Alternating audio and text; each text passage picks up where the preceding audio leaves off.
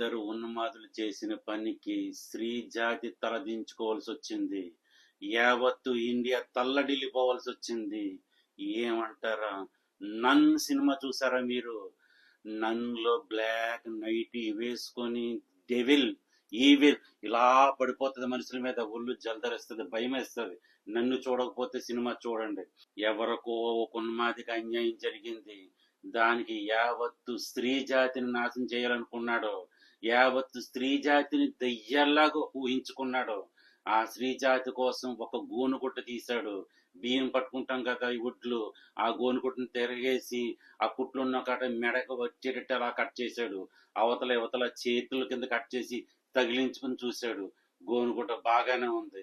ఇదే రూపంలో బట్టలు కట్టేస్తే ఎలా ఉంటదని చెప్పేసి గోనుగుట్ట రూపంలో ఒక బట్ట తయారు చేశాడు. దాన్నే ఇప్పుడు నైటీ అంటున్నాం. అది తీసుకొచ్చి ఆడోళ్ళ ముఖం మీద పారేశాడు. ఆడోళ్ళకి ఏదైనా విచిత్రంగా కనపడితే చాలు, రేటు తగ్గుతుందంటే చాలు 5,000, 10,000, 15,000, 25,000 పెట్టి చీర కొనాలి. ఈ నైటీ 50 రూపాయలకి వచ్చేస్తుంది, 100 రూపాయలకి వచ్చేస్తుంది, 150 కూడా వచ్చేస్తుంది. వెంటనే ఇలా పెట్టుకుంటారు, అలా వదిలేస్తారు, కిందకి అలా పడిపోద్ది, నైటీ తగిలించుకుంటారు. ఒక్క స్త్రీ కాదు, ఇండియాలో ఉన్న స్త్రీలని తగిలించుకుని జాంబీల్లాగా మారిపోయారు. జాంబీలు అయితే ఇలాగెలాగ వస్తారు, స్త్రీలు అయితే ఇలాగెలాగ నడుచుకుని వెళ్ళిపోతున్నారు. దాంతో మగవాళ్ళు చూడలేక, ఆ దృశ్యాలను తట్టుకోలేక, ఏందిరా ఈ కర్మని తాగుబోతులు అయిపోతున్నారు, ప్యాకెట్లకు అలవాటు అయిపోతున్నారు, కూడి పందులకు బయటకు వెళ్ళిపోతున్నారు, ఇంటికి రావడానికి భయపడుతున్నారు. ఎందుకంటే ఆ రూపం చూడలేము, ఒకే సేపులో ఉన్న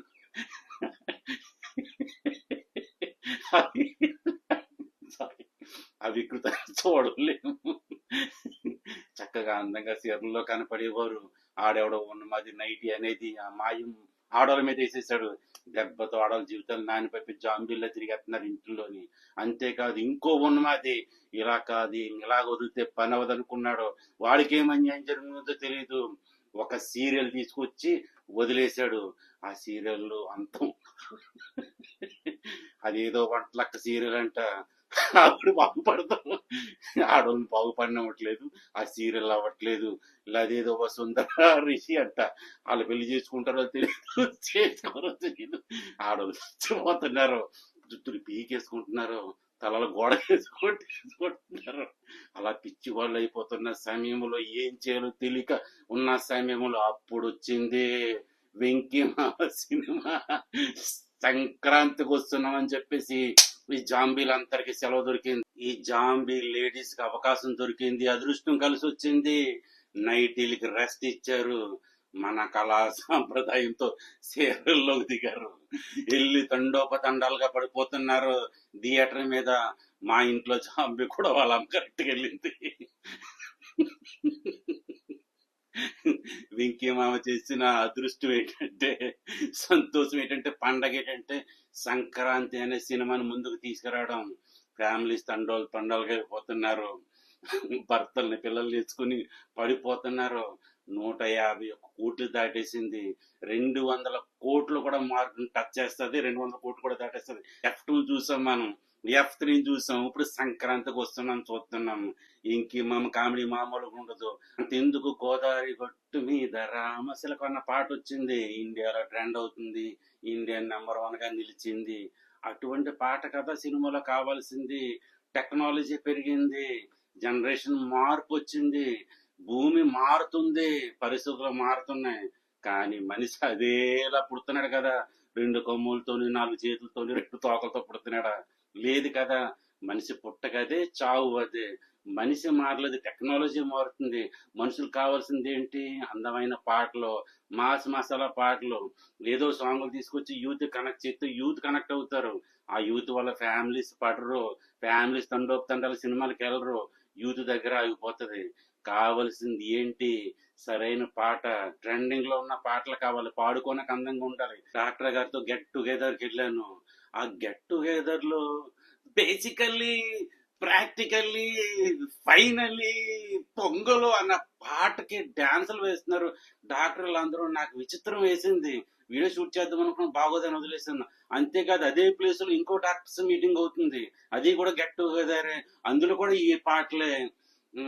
రామచిలక అన్న పాట, ఈ బేసికల్లీ అన్న పాట, ఇవే పాటలు ట్రెండింగ్ ఉన్నాయి. పాటలు అంటే అలా కదా ఉండాల్సింది. అంతేగాని ఏదో పాటలు తీసుకొచ్చి జనాల దగ్గర పెడితే పట్టించుకోరు.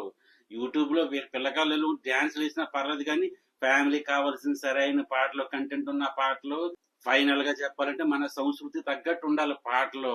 వెంకీ మామ బ్యాక్ అయినందుకు చాలా సంతోషంగా ఉంది. బ్లాక్ బాస్టర్ కొట్టినందుకు ఇంకా సంతోషంగా ఉంది.